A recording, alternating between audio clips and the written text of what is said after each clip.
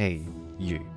Have you ever played Hypixel TNT Run and be so bad at the game that you gotta wait 3 business days for your friend to finally win the game? Or that you're somewhat good at the game but you failed to win against the YouTube rank? Unless you fell into the run on purpose, but that's fine. I, the Climbing Apex, have an associate's degree in Broadtech and a PhD in not uploading to YouTube. So you can count on me to help you be better and to finally win more consistently in TNT Run. Now, I need to create a list for this video as it is needed and so I can keep track on what I'm meant to be talking about. So I'm going to talk about the list of tips, stereotypical TNT Run players, the maps, and hats. Yep, hats. And we begin with the list of tips when in game. I take these as rules, but you take whatever you want from these. Number 1. You should never use your double jumps until you're on the last floor. Trust me, it's good on small maps. Number 2. There is never no chance to turn the tables when in a 1v1 situation. You'd have those kind of players who just got the king's crown, who want to make you suffer and take blocks away from your path. Just turn around if someone looks like they're out to get you. Really, to be honest, it's not that hard. Tip 3. Think fast. It's kind of self-explanatory. This kind of goes along with the second tip that I just gave. Like when someone is an enemy to the cause of you making a jump, you could just turn around as soon as possible when you could see them making such a move to block your path. Number 4. Always make an exit. When cornered off in one spot of the map, you always gotta make an exit path while taking away the blocks that you're standing on. Tip number 5. Do not trail behind someone at the start of the game. Yeah, just do what that says, or you could fall onto the second floor very quickly.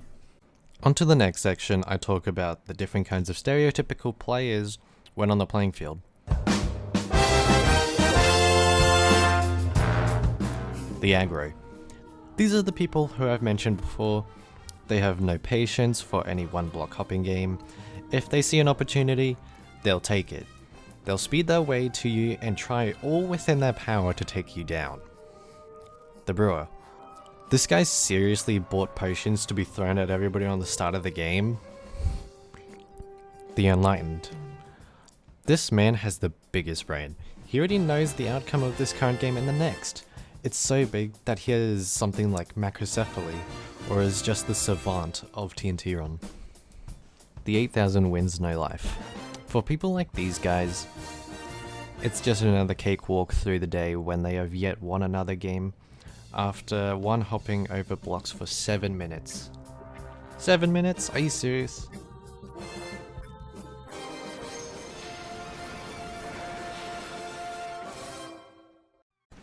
Now into the third section of the video, the maps. I kinda honestly don't know how to talk about these other than just to say if you should requeue for another TNT Run game when connecting to the server, so I'll just go with that, and put down some notes along the way. ATL, a map that is really big, which has more than enough space for you to do one-hop strats. Greenbelt, it's another big map that follows the same tip of spacious one-hop strats, but it's more important to follow tip number 5 as well. Heather, a pyramid map which progressively gets larger when going down the levels. Mars, a quite small map which requires one hopping when in the end game, and hoping you got double jumps left to survive the rest of the game.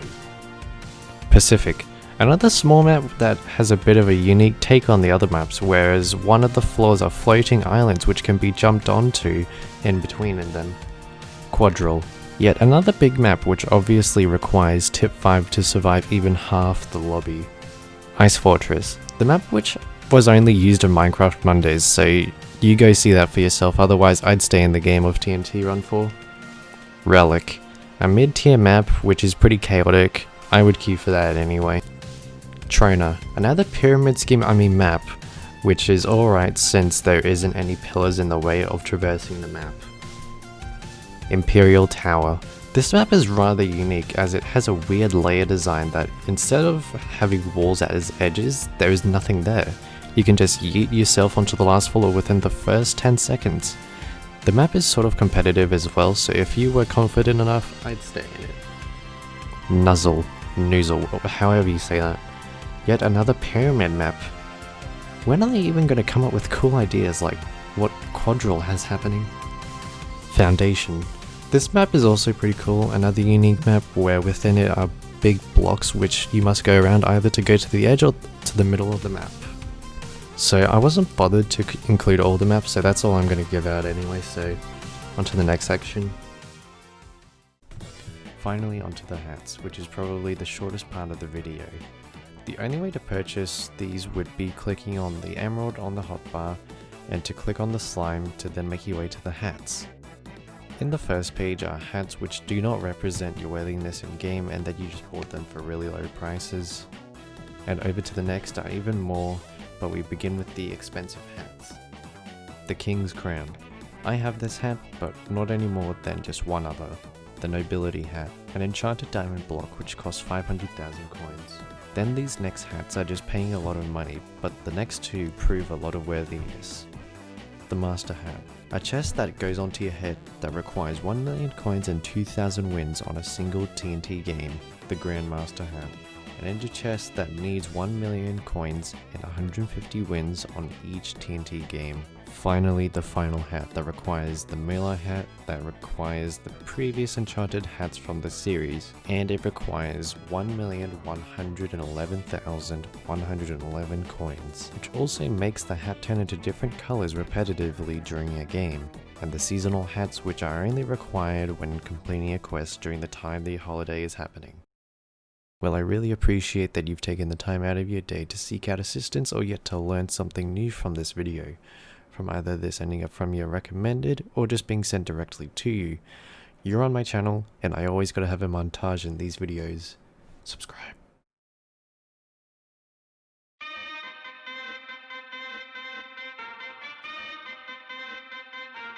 Turn it up!